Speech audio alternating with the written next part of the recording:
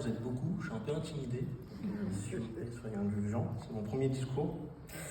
Avant de débuter mon discours, j'aimerais qu'on remercie Adam, Léa, Corentin, Jérôme et plus particulièrement Mariana Vasconcelos et Mathilde Boulet. On peut les applaudir s'il vous plaît.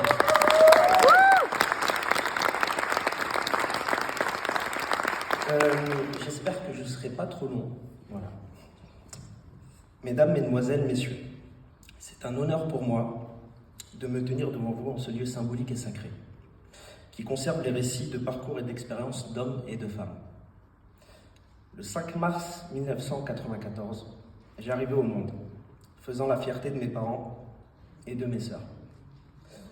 C'était un samedi, jour de Shabbat, alors que je suis musulman.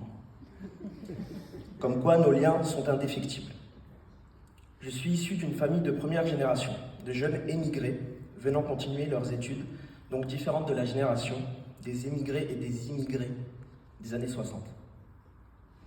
Qui je suis et d'où je viens? Une question en apparence simple, mais qui pour beaucoup d'entre nous porte un poids au-delà de ces mots. Je viens d'un héritage culturel riche, tissé de l'héritage franco-algérien et plus largement africain. Et surtout d'un engagement à construire des ponts entre les différentes communautés. Mes parents, comme la majorité de leurs compatriotes, ont un parcours d'immigrés et d'émigrés, comme le cite Abdelmalek Sayad, sociologue, dont je vous invite à aller consulter ses ouvrages et grand ami de Pierre Bourdieu. Je m'appelle donc Mourad Mostafa Amir Grabsi. Mostafa, prénom arabe signifiant l'élu, le prédestiné. Il fait partie des 201 prénoms attribués au prophète Mohamed, et non pas Mahomet, parce que moi je ne connais pas de Mahomet. C'est comme si on disait Moaz au lieu de Moïse. Amir, qui veut dire prince. Bien sûr, je suis arrivé après 3 princesses, mes grandes sœurs. Et enfin Mourad, qui signifie désiré, voulu. C'est mon préféré parce que c'est aussi l'anagramme d'amour. Étant petit, mes parents et mes sœurs m'ont protégé des discriminations qu'ils ont pu subir et qu'il y avait autour de moi.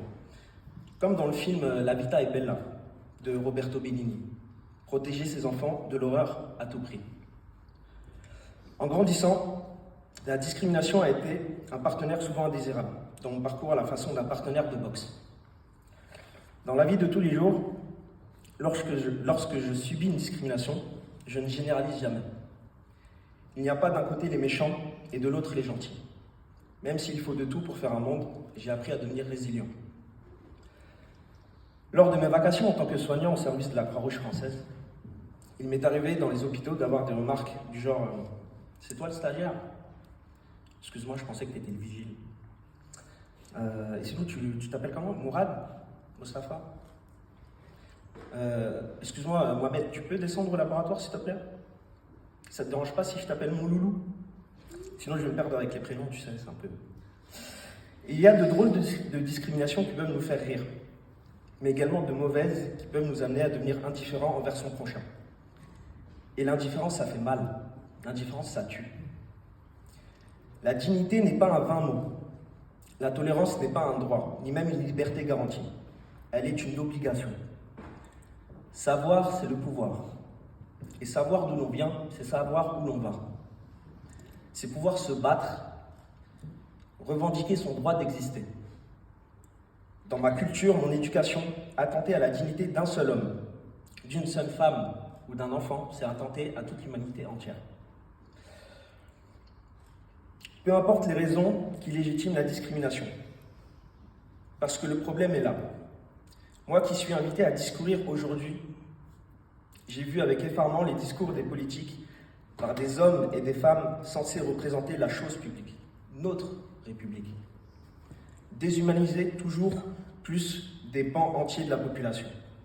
Une déshumanisation qu'on cherche à normaliser et légitimer.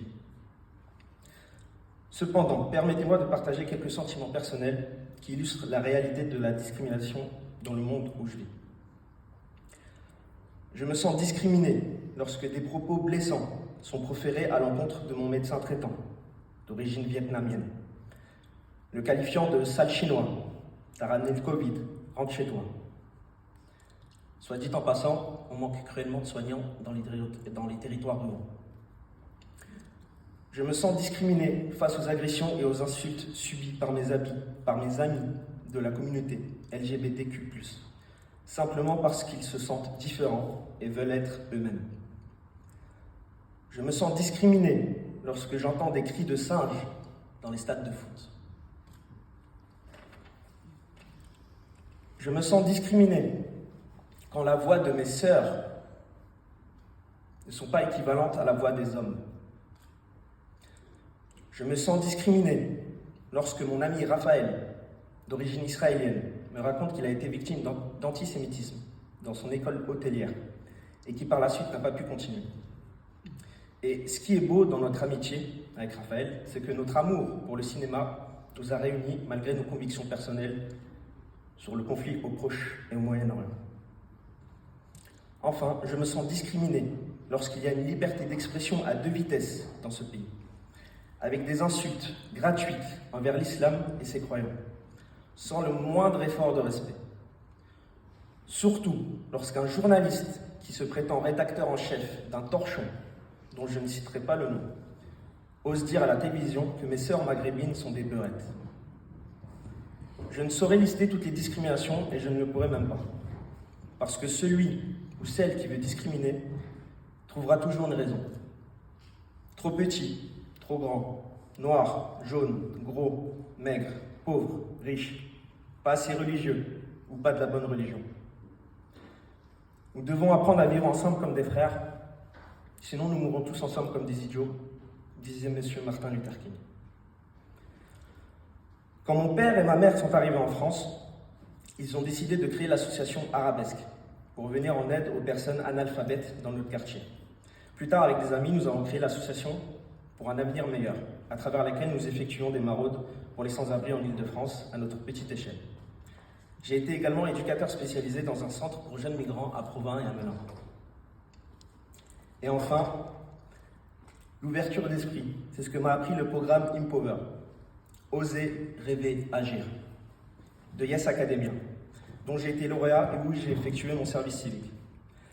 L'ouverture sur le monde et sur notre environnement, sur les autres. Apprendre à apprendre, mais aussi à se connaître et à se dépasser. Bref, vous l'aurez compris, je baigne dans le monde associatif et humanitaire depuis tout petit.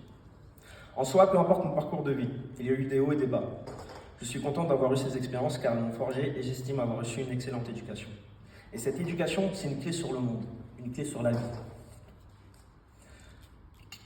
À chaque fois que j'ai eu des doutes, que j'ai eu peur, que j'ai été en colère, ou même triste, ce qui m'a sauvé, c'est le cinéma. Les films ne nous montrent pas seulement le monde tel qu'il est, ils nous montrent le monde tel qu'il peut être. C'est la magie du 7e art. La musique aussi m'a sauvé. Et j'aimerais saluer 3 poètes des temps modernes. Kerry James, Medine et Orelsan. Leurs textes profonds, intelligents, mais surtout justes, m'ont donné envie de m'instruire, d'être acteur des changements pour moi et mon entourage, et d'être conscient du monde dans lequel on vit. Apprendre, comprendre, entreprendre, s'élever, progresser et lutter même quand on a mal. Personne n'est condamné à l'échec. Actuellement, je suis très épanoui dans ma vie. J'ai enfin pris mon courage à 2 mains et je me suis inscrit à des cours de théâtre. Je fais du stand-up à côté et j'espère intégrer une école de cinéma dès l'année prochaine. J'ai décidé de rejoindre la génération ascenseur car la réponse réside dans la conviction que le véritable changement commence par élever les autres. La génération ascenseur, c'est un engagement, celui d'abattre les barrières de la discrimination, de favoriser l'inclusivité et d'autonomiser les communautés. Les perspectives évoluent lorsque nous nous élevons collectivement au-dessus de la discrimination.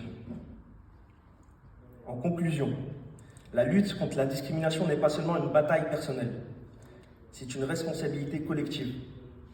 En embrassant la diversité, en défiant les stéréotypes et en soutenant les organisations dédiées au changement, nous ouvrons la voie à une société plus inclusive et harmonieuse.